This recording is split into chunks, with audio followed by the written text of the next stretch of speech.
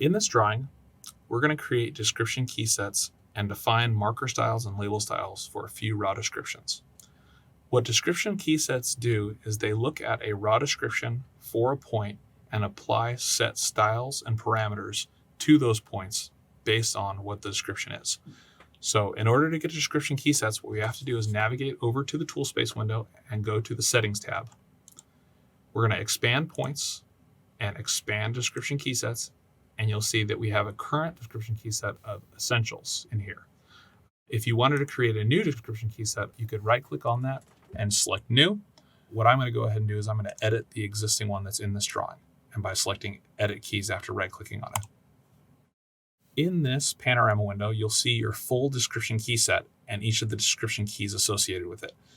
We currently have ones that say STA, SWMH, and TR, all with an asterisk behind it. The asterisk basically tells Civil 3D to ignore anything that comes after the raw description of whatever comes before it. In our case, say, for example, tree, oftentimes you'll have a point that says TR, and then it'll have a space, and then it'll say 12 pine.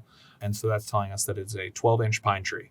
But what the description key set does is it says, take TR and apply all these parameters and ignore the 12 and the pine for how you're going to display this. Moving on from there, you can force a style, you can force a point label style, so a marker style and a point label style, a format, which is a full description of that point, the layer that you're going to put that point on, and then you can have scale parameters. So like in our 12 tree, 12 is a scale parameter, and 12 would be the first parameter, and you can scale your points based on that parameter, or you can choose not to do that, and it'll be whatever your marker style says that it's going to be for size. You can also apply a rotation based on a second parameter and force those rotations, or you can rotate them manually later. What I'm going to go ahead and do is if I right click on this and I choose new, I can create a new description key set, and I'm going to create it for the points that are in our drawing, which is calc with all caps. And I'm going to apply an asterisk to the end of it so I can ignore anything that comes after calc.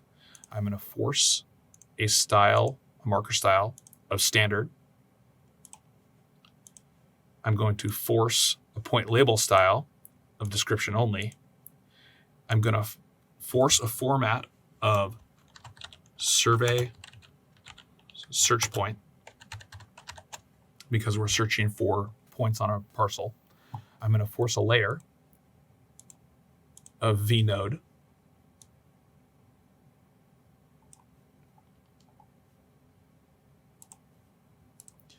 And then I'm going to leave all of my scale parameters and rotation parameters as they currently exist.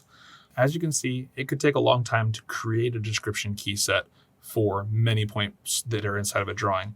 So if you have a description key in a drawing that you want to port over to this drawing, you can do so by going over to the tool space window and going to this drop down for active drawing settings view.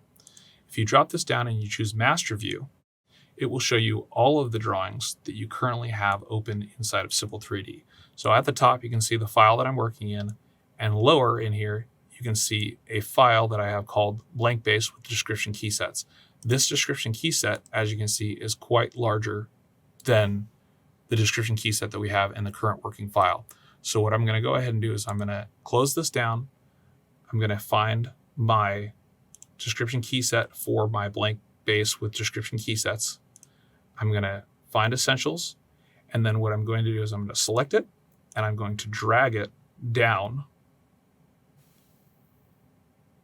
to the current working file. I'm going to expand that current working file. I'm going to go to points. I'm going to expand points. Then I'm going to go to description key sets, and I'm going to drop it inside of this description key set folder. And what you'll see is I get a warning that I have a duplicate item name. Because I want to overwrite this essentials in my current working drawing, I'm going to go ahead and choose overwrite, and I'm going to select OK. And then if I go into my working file and I change from master view to active drawing settings view, and I go to my points, description key sets, essentials, and right click and edit keys, you'll see all of those description keys that were in my base drawing have been ported over into my current active drawing. So I'm going to go ahead and select OK for this. And The next thing you have to understand is that because you have created a description key set does not mean that the points that are already in the drawing are going to display with that description key set.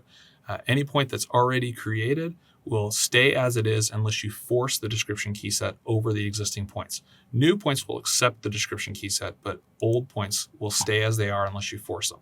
So what we're going to go ahead and do is we're going to select points. We're going to right click and we're going to choose select to select all the points in the drawing.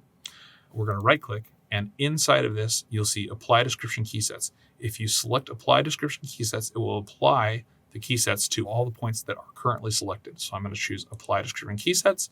And what you'll see happen here is our benchmark point marker style changed to a standard, and our description label style changed so that it's labeling our full description, not our raw description.